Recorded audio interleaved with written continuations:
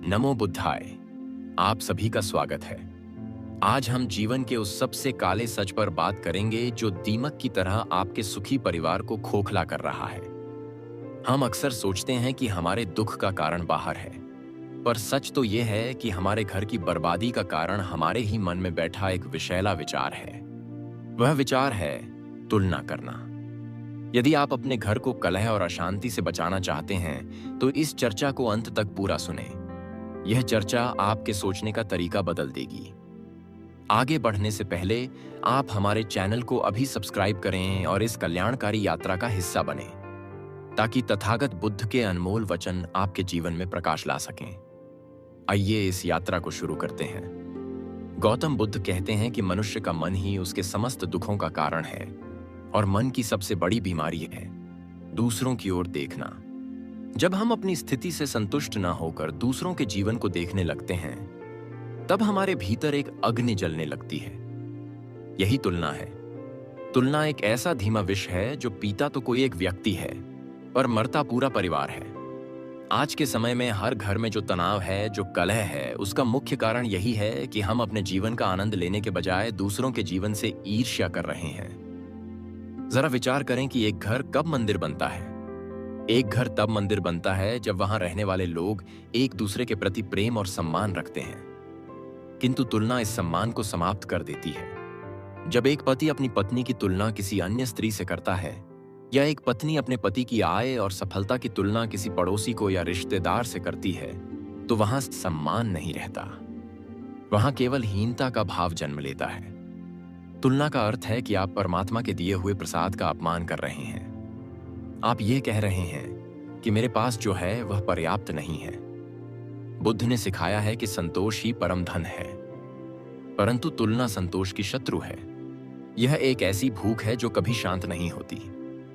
जब तुलना घर के मुख्य द्वार से प्रवेश करती है, तो सुख और शांति पिछले द्वार से विदा हो जाते हैं। आधुनिक समय में यह समस्या और भी विकराल हो गई है। हम अपने हाथ में एक यंत्र लेकर बैठते हैं और उसमें पूरी दुनिया का कृत्रिम जीवन देखते हैं। हम देखते हैं कि अमुक व्यक्ति विदेश यात्रा पर गया है, या किसी ने नया वाहन लिया है, या किसी ने विशाल भवन बनाया है। इन चीजों को देखकर हमारे मन में अभाव खटकने लगता है। हम अपने वर्तमान को भूल जाते हैं और एक काल्पनिक भविष्य की चिंता में घुलने लगते हैं। यही चिंता फिर क्रोध का रूप ले लेती है। जब आप शाम को घर लौटते हैं, तो वह क्रोध आपकी वाणी में झलकता है। आप अपने परिवारजनों पर चिल्लाने लगते हैं। आपको लगता है कि आपकी पत्नी या आपके पति या आपकी संतान वैसी नहीं है जैसी दूसरों की है। यही विचार रिश्तों में दरार डाल देता है। तुलना से केवल असंतोष ही नहीं जन्मता, बल्कि यह आपसी विश्वास को भी खा जाती है। जब आप अपने जीवन साथी से कहते हैं कि देखो फलां व्यक्ति कितना सफल है, तो आप अप्रत्यक्ष रूप से यह कह रहे होते हैं कि तुम असफल हो। यह बात हृदय में तीर की तरह चुभती है। रिश्ते प्रेम से चलते हैं, पर तुलना उस प्रेम को व्यापार बना देती है। हर व्यक्ति की अपनी एक यात्रा है, अपने कर्म हैं और अपने संस्कार हैं। एक मछली कभी पक्षी की तरह नहीं उड़ सकती, और एक पक्षी कभी मछली की तरह तैर नहीं सकता। फिर हम इंसानों में यह तुलना क्यों करते हैं? क्यों हम चाहते हैं कि हमारा जीवन भी सिनेमा की तरह दिखे? यह मूर्खता ही हमारे विनाश का कारण है। तुलना करने वाला व्यक्ति कभी भी वर्तमान में नहीं जी पाता। वह या तो अतीत के पश्चाताप में जीता है, या भविष्य की चिंता में, और इस प्रक्रिया में वह अपने आज को खो देता है। घर की खुशियां छोटी छोटी चीजों में होती हैं। साथ बैठकर भोजन करना, हंसना, बातें करना। परंतु तुलना करने वाला मन इन पलों का आनंद नहीं ले पाता। उसका ध्यान तो इस बात पर होता है कि उसके पास क्या नहीं है। आइए इसे एक कहानी के माध्यम से समझते हैं, जो बुद्ध के समय के समाज को भी दर्शाती है और आज भी उतनी ही सत्य है। प्राचीन समय की बात है। एक नगर में एक शिल्पकार रहता था। उसका नाम सुमत था। सुमत बहुत ही मेहनती और सरल स्वभाव का व्यक्ति था। वह पत्थर की मूर्तियां बनाता और उन्हें बेचकर अपना और अपने परिवार का भरण पोषण करता था। उसका एक छोटा सा घर था और एक प्यार करने वाली पत्नी थी, और 2 आज्ञाकारी संतानें थीं। सुमत का जीवन बहुत शांति से चल रहा था। शाम को जब वह काम से लौटता तो उसकी पत्नी प्रेम से उसे जल देती और बच्चे उसके गले लग जाते। सुमत अक्सर सोचता कि मैं कितना भाग्यशाली हूं कि मेरे पास इतना सुंदर परिवार है। उसके घर में कभी कलह नहीं होती थी क्योंकि वहां तुलना नहीं थी, वहां केवल प्रेम और संतोष था। एक दिन नगर में राजा का सेनापति अपने विशाल रथ पर सवार होकर वहां से गुजरा। सेनापति का रथ बहुत भव्य था, उसमें मखमली आसन लगे थे और 4 श्वेत अश्व उसे खींच रहे थे। सेनापति के वस्त्र रेशमी थे और उसके गले में स्वर्ण आभूषण चमक रहे थे। सुमत अपनी दुकान के बाहर खड़ा होकर यह दृश्य देख रहा था। अचानक उसके मन में एक विचार आया। उसने सोचा कि देखो, यह सेनापति कितना सुखी है, इसके पास कितना धन है, कितना मान है और लोग इसे कितना सम्मान दे रहे हैं, और एक मैं हूं जो दिन भर पत्थर तोड़ता हूं और धूल में सना रहता हूं। मेरे पास न तो ऐसा रथ है और न ही ऐसे वस्त्र। उसी क्षण सुमत के मन में तुलना का बीज पड़ गया। उस शाम जब सुमत घर लौटा तो उसका व्यवहार बदला हुआ था। उसकी पत्नी ने रोज की तरह जल दिया तो सुमत ने झुंझलाते हुए कहा कि क्या तुम मुझे रोज यह साधारण जल देती हो? लोग तो स्वर्ण पात्र में मदिरा पीते हैं और हम यहां सादा जीवन जी रहे हैं। उसकी पत्नी हैरान रह गई। उसने पूछा कि स्वामी, आज आपको क्या हुआ है?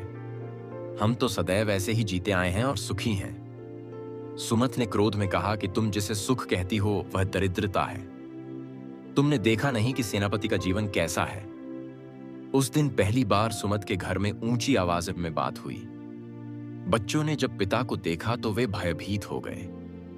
वह हंसी और वह खिलखिलाना सब गायब हो गया।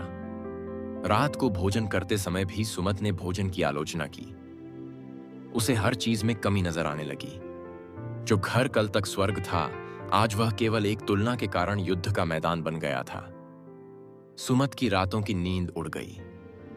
वह दिन रात यही सोचता कि कैसे वह भी सेनापति जैसा बन जाए। इस चिंता में उसका काम भी बिगड़ने लगा। उसकी बनाई मूर्तियों में अब वह कला और वह सुंदरता नहीं रही, क्योंकि उसका मन शांत नहीं था। धीरे धीरे उसकी आमदनी कम होने लगी और घर में क्लेश बढ़ने लगा। यह कहानी हमें यह सिखाती है कि सुमत का दुख वास्तविक नहीं था। उसके पास सब कुछ था जो एक सुखी जीवन के लिए आवश्यक है, परंतु जैसे ही उसने अपनी तुलना सेनापति से की, उसका सब कुछ व्यर्थ हो गया। यही हाल आज हमारे समाज का है। हम दूसरों की चमक दमक देखकर अपनी वास्तविक रोशनी को बुझा देते हैं। आधुनिक युग में यह चमक दमक और भी झूठी है। लोग अपने दुख छिपाकर केवल अपनी उपलब्धियां दिखाते हैं और हम उन उपलब्धियों को देखकर अपने घर में आग लगा लेते हैं। तुलना हमें अपने ही लोगों का शत्रु बना देती है। जब माता पिता अपनी संतान की तुलना किसी अन्य बालक से करते हैं तो वे सोचते हैं कि वे अपने बालक को प्रेरित कर रहे हैं, किंतु वास्तव में वे अपने बालक के आत्मविश्वास की हत्या कर रहे होते हैं। बालक के मन में यह बात बैठ जाती है कि वह पर्याप्त नहीं है। वह अपने माता पिता से दूर होने लगता है। उसके मन में विद्रोह जन्म लेता है। सोचिए, क्या यह उस घर की बर्बादी नहीं है जहां संतान अपने माता पिता से बात करने में कतराने लगे, जहां पति पत्नी एक दूसरे से आंखें चुराने लगे, और ये सब केवल इसलिए क्योंकि आप किसी और जैसा बनना चाहते हैं। बुद्ध कहते हैं कि हर व्यक्ति अद्वितीय है। प्रकृति ने किसी को भी एक जैसा नहीं बनाया। सूर्य का अपना तेज है और चंद्रमा की अपनी शीतलता। यदि सूर्य चंद्रमा से ईर्ष्या करने लगे या चंद्रमा सूर्य जैसा बनना चाहे तो सृष्टि का संतुलन ही बिगड़ जाएगा। उसी प्रकार हर परिवार अलग है। हर परिवार की अपनी परिस्थितियां हैं, अपनी चुनौतियां हैं और अपनी खुशियां हैं। दूसरों के घरों में झांकना बंद कीजिए, अपने घर की ओर देखिए। वहां आपको ऐसे अनमोल रत्न मिलेंगे जिन्हें आप तुलना की धूल में देख नहीं पा रहे हैं। तुलना करना ईश्वर के निर्माण पर प्रश्न उठाने जैसा है। तुलना एक मानसिक दरिद्रता है। चाहे आपके पास कितना भी धन हो, यदि आप तुलना करते हैं तो आप सदैव गरीब ही रहेंगे। इसके विपरीत, यदि आपके पास कम साधन हैं परंतु मन में संतोष है और तुलना का भाव नहीं है, तो आप इस संसार के सबसे धनी व्यक्ति हैं। तुलना से उत्पन्न हुआ क्रोध अग्नि के समान है, जो सबसे पहले उसी पात्र को जलाता है जिसमें वह रखा होता है, यानी वह आपको और आपके परिवार को ही जलाएगा। इसलिए जागो और देखो कि कहीं यह तुलना नाम का शत्रु आपके घर में भी तो प्रवेश नहीं कर चुका है। यदि हां, तो उसे आज ही बाहर का रास्ता दिखाएं, अन्यथा यह आपके वर्षों के बनाए हुए रिश्तों को क्षण भर में नष्ट कर देगा। याद रखें कि कोई भी घर ईंट और पत्थरों से नहीं बनता। घर बनता है वहां रहने वाले लोगों की आपसी समझ और प्रेम से, और तुलना उस समझ को खत्म कर देती है। जब हम तुलना छोड़ देते हैं तो हम एक दूसरे को वैसे ही स्वीकार करने लगते हैं जैसे हम हैं, और यही सच्चा प्रेम है, यही सुखी परिवार की नींव है। अभी हमने जाना कि कैसे तुलना हमारे मन को दूषित करती है और घर के वातावरण को जहरीला बनाती है, परंतु अभी बहुत कुछ जानना शेष है। आगे हम और गहराई से चर्चा करेंगे कि कैसे यह आदत हमारे बच्चों के भविष्य को प्रभावित करती है और कैसे हम इस जाल से मुक्त हो सकते हैं। तुलना के और भी कई भयानक रूप हैं जो हमें दिखाई नहीं देते। वे हमारे रोजमर्रा के जीवन में ऐसे घुल मिल गए हैं कि हमें पता ही नहीं चलता कि हम कब तुलना कर रहे हैं और कब हम अपना नुकसान कर रहे हैं। इस चर्चा को हम जारी रखेंगे ताकि आप इस बीमारी का पूर्ण उपचार कर सकें। यह केवल एक शुरुआत है। अपने मन को टटोलिए और देखिए कि दिन भर में आप कितनी बार तुलना करते हैं। आपको जानकर आश्चर्य होगा कि हम जाने अनजाने हर पल यही कर रहे हैं। हम इसके और गहरे प्रभावों पर प्रकाश डालेंगे और जानेंगे कि बुद्ध ने इससे मुक्ति का क्या मार्ग बताया है। तब तक के लिए आप इस बात पर चिंतन अवश्य करें कि क्या दूसरों जैसा बनने की चाह में आप स्वयं को तो नहीं खो रहे हैं? क्या दूसरों के महलों को देखने के चक्कर में आप अपनी झोपड़ी को तो नहीं जला रहे हैं? यह चिंतन ही बदलाव की पहली सीढ़ी है। आज हमने समस्या को पहचाना है, आगे हम समाधान की ओर बढ़ेंगे। इसलिए हमारे साथ बने रहें और इस ज्ञान की गंगा में डुबकी लगाते रहें।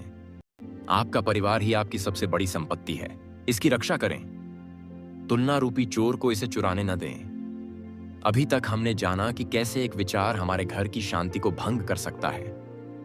अब हम इस चर्चा को और गहरे स्तर पर ले जाएंगे और देखेंगे कि कैसे आधुनिक समय में यह विष हमारे जीवन को और भी अधिक प्रभावित कर रहा है। आज के युग में हमारे पास सूचना के अनेक साधन हैं। हम अपने घर की चारदीवारी में बैठकर भी पूरी दुनिया को देख सकते हैं, परंतु यही सुविधा हमारे लिए एक मानसिक कारावास बन गई है। हम सुबह उठते ही सबसे पहले अपने हाथ में वह यंत्र लेते हैं और यह देखते हैं कि दुनिया में कौन क्या कर रहा है। मित्रों, यह जानना बुरा नहीं है कि दुनिया में क्या हो रहा है। बुरा यह है कि हम उसे देखकर अपने जीवन को कम आंकने लगते हैं। सोचिए जरा, आप सुबह उठते हैं और देखते हैं कि आपका कोई मित्र किसी सुंदर स्थान पर घूमने गया है। उसने वहां की सुंदर तस्वीरें साझा की हैं। उसे देखकर आपके मन में पहला विचार क्या आता है? क्या आप उसके लिए खुश होते हैं, या आपके मन में एक कसक उठती है कि मैं वहां क्यों नहीं हूं, मेरा जीवन इतना नीरस क्यों है? बस यही वह क्षण है जब तुलना अपना काम शुरू कर देती है। आप उस मित्र की खुशी में शामिल होने के बजाय अपनी ही परिस्थितियों की आलोचना करने लगते हैं। फिर जब आप अपने परिवार के पास जाते हैं तो वह असंतोष आपके चेहरे पर दिखता है। आपकी पत्नी या आपके पति आपसे प्रेम से बात करना चाहते हैं, परंतु आपका मन तो उस स्थान पर अटका है जहां वह मित्र गया है। आप शरीर से यहां हैं पर मन से कहीं और। यही कारण है कि आज हम अपनों के साथ होकर भी अकेले हैं। गौतम बुद्ध कहते हैं कि हम जो सोचते हैं वही बन जाते हैं। यदि आप अभाव के बारे में सोचेंगे तो आपका जीवन अभाव से भर जाएगा। यदि आप ईर्ष्या के बारे में सोचेंगे तो आप भीतर ही भीतर चलते रहेंगे। आधुनिक उदाहरण देखें तो हम पाएंगे कि लोग अपने वाहनों की तुलना करते हैं। मेरे साथी के पास मुझसे अधिक कीमती वाहन है, उसका भवन मुझसे अधिक विशाल है, उसके वस्त्र मुझसे अधिक सुंदर हैं। इन बाहरी वस्तुओं की तुलना ने मनुष्य को विवेकहीन बना दिया है। हम यह भूल जाते हैं कि वस्तुएं केवल सुविधा के लिए होती हैं, सुख के लिए नहीं। सुख मन की अवस्था है। एक व्यक्ति सामान्य साइकिल पर भी गीत गाता हुआ जा सकता है और दूसरा व्यक्ति अपने कीमती वाहन में भी रोता हुआ जा सकता है। सुख वस्तुओं में नहीं है, सुख संतोष में है। अब बात करते हैं उस सबसे संवेदनशील विषय की जो हमारे बच्चों के भविष्य को नष्ट कर रहा है। यह एक ऐसा अपराध है जो हर घर में हो रहा है और हमें इसका आभास भी नहीं है। वह है अपनी संतान की तुलना दूसरों से करना। माता पिता अपनी संतान से बहुत प्रेम करते हैं। वे चाहते हैं कि उनकी संतान जीवन में सफल हो, परंतु इस चाहत में वे एक भयंकर भूल कर बैठते हैं। वे अपनी संतान की तुलना दूसरों की संतान से करने लगते हैं। जरा सोचिए, एक नन्हे बालक के मन पर क्या बीतती होगी जब उसके माता पिता उसे कहते हैं कि देखो उस बालक को, वह कितना होशियार है, देखो उसने परीक्षा में कितने अच्छे अंक प्राप्त किए हैं, और एक तुम हो जो कुछ नहीं कर सकते। ये शब्द उस बालक के कोमल मन को छलनी कर देते हैं। वह बालक सोचने लगता है कि शायद मुझ में ही कोई कमी है। वह अपने आप को हीन समझने लगता है। उसका आत्मविश्वास टूट जाता है। वह अपने माता पिता से घृणा नहीं करता, पर वह उनसे दूर होने लगता है। उसे लगता है कि मेरे माता पिता मुझे वैसे स्वीकार नहीं करते जैसा मैं हूं। वे तो उस दूसरे बालक जैसा पुत्र चाहते हैं। यह विचार उस बालक के व्यक्तित्व को कुचल देता है। हर बालक में एक अलग प्रतिभा छिपी होती है।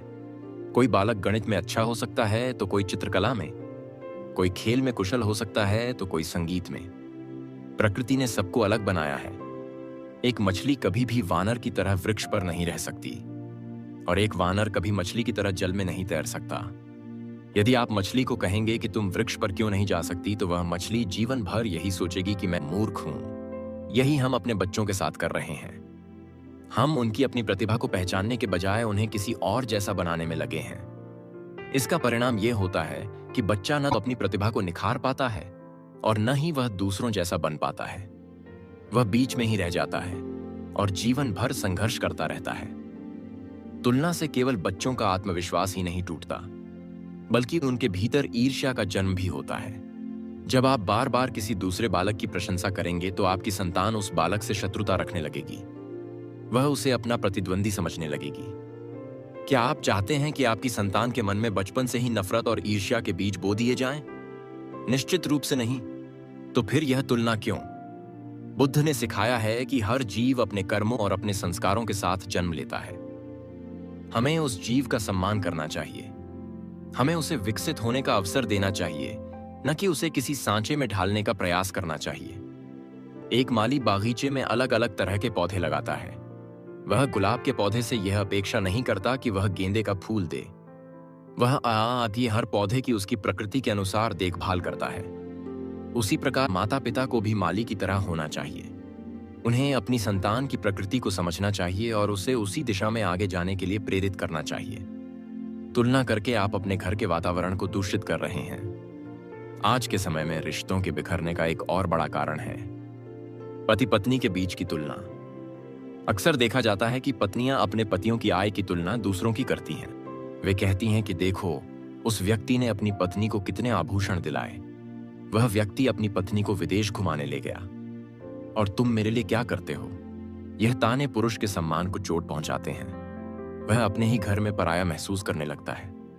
उसे लगता है कि उसका परिश्रम और उसका प्रेम काफी नहीं है। दूसरी ओर पति भी अपनी पत्नियों की तुलना दूसरों से करते हैं। वे कहते हैं कि उस मित्र की पत्नी कितनी कुशल है, वह घर को कितने अच्छे से रखती है, वह नौकरी भी करती है और घर भी संभालती है। यह बातें स्त्री के मन को घायल कर देती हैं। वह दिन रात घर के लिए कार्य करती है, पर उसे सराहना के स्थान पर तुलना मिलती है। इससे रिश्तों में खटास आ जाती है। प्रेम का स्थान शिकायतें ले लेती हैं। घर जो शांति का स्थान होना चाहिए था, वह कलह का स्थान बन जाता है। तुलना एक ऐसा रोग है जिसका उपचार किसी वैद्य के पास नहीं, बल्कि आपके अपने पास है। आपको अपनी दृष्टि बदलनी होगी। आपको यह समझना होगा कि हर व्यक्ति का जीवन संघर्ष अलग है। जो आपको बाहर से सुखी दिख रहा है, हो सकता है वह भीतर से कितना दुखी हो सकता है जिस धनवान व्यक्ति से आप अपनी तुलना कर रहे हैं वह किसी गंभीर रोग से ग्रस्त हो सकता है जिस सुखी दिखने वाले दंपति की आप मिसाल दे रहे हैं उनके बीच बात तक न होती हो। सच्चाई अक्सर वह नहीं होती जो हमें दिखाई देती है।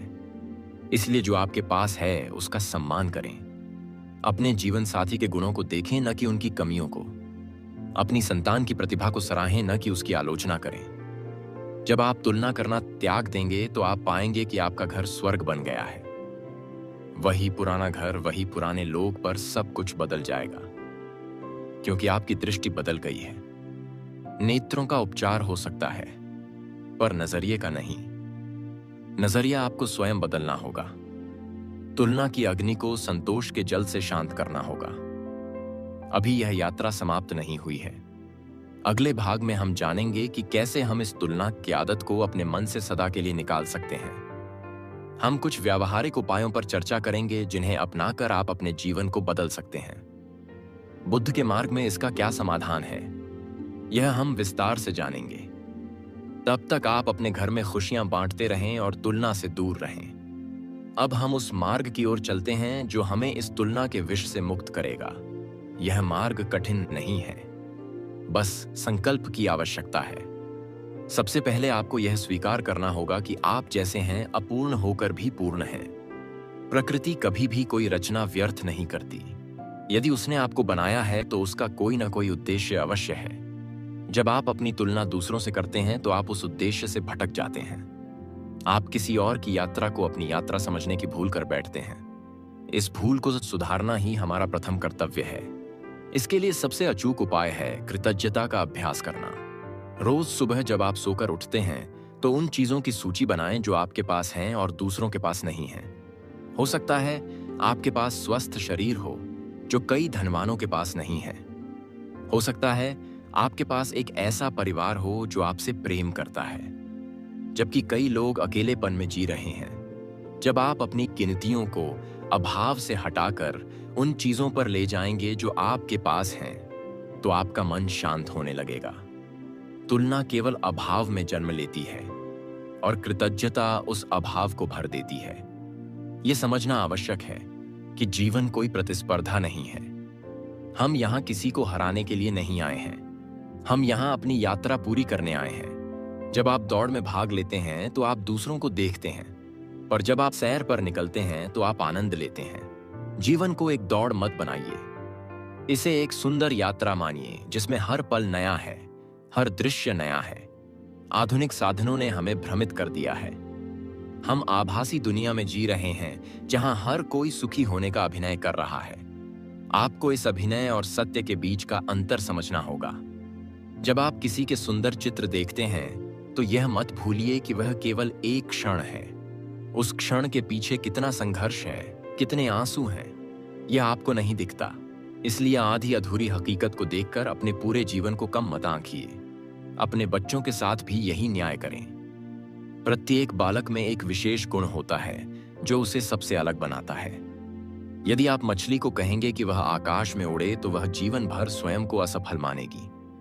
अपने बालक की प्रतिभा को पहचानिए, उसे वह बनने दें जो वह वास्तव में है, न कि वह जो आप उसे बनाना चाहते हैं या जो समाज देखना चाहता है।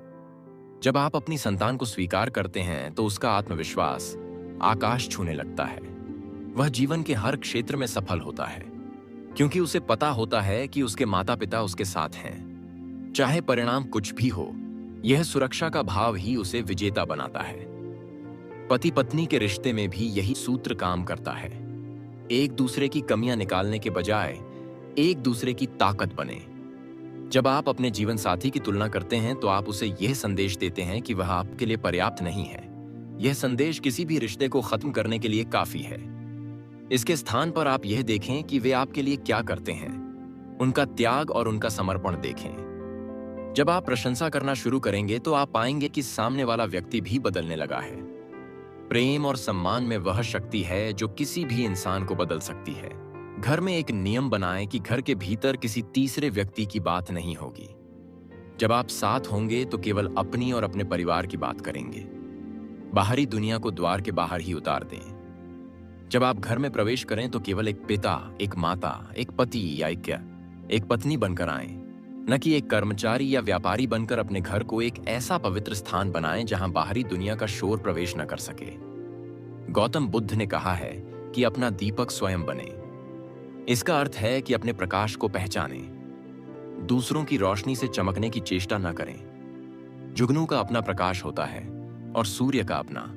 यदि जुगनू यह सोचकर रोने लगे कि वह सूर्य जैसा क्यों नहीं है, तो वह अपनी चमक भी खो देगा। आप जैसे भी हैं, अद्वितीय हैं। इस संसार में आपके जैसा कोई दूसरा नहीं है। यही आपकी शक्ति है। अपनी ऊर्जा को दूसरों पर नजर रखने में व्यर्थ न करें। उस ऊर्जा का उपयोग स्वयं को निखारने में करें। जो समय आप दूसरों के जीवन को देखने में बिताते हैं, वही समय यदि आप अपने कौशल को सुधारने में लगाएंगे तो एक दिन आप इतने ऊंचे उठ जाएंगे कि लोग आपकी मिसाल देंगे। तुलना आपको साधारण बनाती है, जबकि आत्म सुधार आपको असाधारण बनाता है। चयन आपका है कि आप भीड़ का हिस्सा बनना चाहते हैं या वह बनना चाहते हैं जिसके लिए भीड़ एकत्र होती है। एक और बात जो हमें समझनी होगी वह है संतोष का महत्व। संतोष का अर्थ रुक जाना नहीं है, बल्कि जो प्राप्त है उसमें आनंद लेना है। जब आप भोजन करें तो उस भोजन का स्वाद लें, न कि यह सोचें कि किसी और के पास इससे बेहतर भोजन है। जब आप अपने छोटे से घर में हों तो उसकी सुरक्षा और सुकून का अनुभव करें, न कि किसी के महल को याद करके दुखी हों। महल में रहकर भी यदि नींद न आए तो वह महल व्यर्थ है, और कुटिया में रहकर भी यदि चैन की नींद आए तो वह कुटिया स्वर्ग है। सुख वस्तुओं में नहीं, मन की स्थिति में है, और मन की यह स्थिति तुलना मुक्त होकर ही प्राप्त की जा सकती है। अपने मन को प्रशिक्षित करें। जैसे ही तुलना का विचार आए उसे पहचानें और तुरंत उसे रोक दें। अपने आप से कहें कि मेरी यात्रा अलग है, मेरे कर्म अलग हैं और मेरा भाग्य अलग है। मुझे किसी और जैसा नहीं बनना, मुझे मेरा सर्वश्रेष्ठ संस्करण बनना है। यह अभ्यास निरंतर करना होगा। एक दिन में चमत्कार नहीं होगा, पर यदि आप निरंतर प्रयास करेंगे तो एक दिन ऐसा आएगा जब आपको किसी की सफलता से ईर्ष्या नहीं होगी, बल्कि प्रेरणा मिलेगी। तब आप दूसरों के सुख में भी सुखी होना सीख जाएंगे, और जिस दिन आप दूसरों के सुख में सुखी होना सीख गए, समझ लेना कि आपने जीवन का रहस्य जान लिया है। तब आपका घर मंदिर बन जाएगा, जहां कलह का कोई स्थान नहीं होगा, जहां केवल हंसी और प्रेम गूंजेगा। आपके बच्चे एक स्वस्थ वातावरण में पलेंगे और वे भी आगे चलकर एक बेहतर समाज का निर्माण करेंगे। याद रखें कि एक सुखी परिवार ही एक सुखी समाज की नींव है, और इस नींव को मजबूत करने की जिम्मेदारी आपकी है। तुलना की दीमक को आज ही अपने जीवन से निकाल फेंकें और अपने घर को प्रेम के लेप से सुरक्षित करें। अंत में यही सत्य है कि आप अकेले आए थे और अकेले ही जाएंगे। तो फिर यह तुलना क्यों? यह ईर्ष्या क्यों? इस अनमोल जीवन को प्रेम और आनंद में व्यतीत करें। यही बुद्ध का संदेश है और यही सुखी जीवन का आधार है। अपने भीतर झांकें, बाहर नहीं। वहां आपको वह खजाना मिलेगा जो दुनिया की किसी भी दौलत से कीमती है। वह खजाना है शांति और संतोष का। इसे प्राप्त करें और अपने जीवन को धन्य बनाएं। नमो बुद्धाय।